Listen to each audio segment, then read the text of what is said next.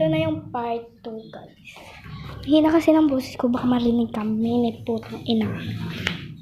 Ito na, guys. Joanna! Joanna!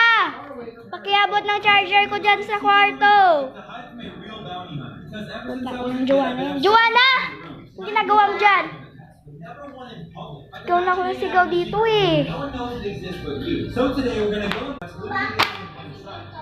Sobrang kalat dito. Hindi na kayo nang linis. Noon-noon lang kayo ng TV dito. Parang kayo lumilinis dito ah. Ito si Mika. Nood-nood lang. Hindi nakarinig.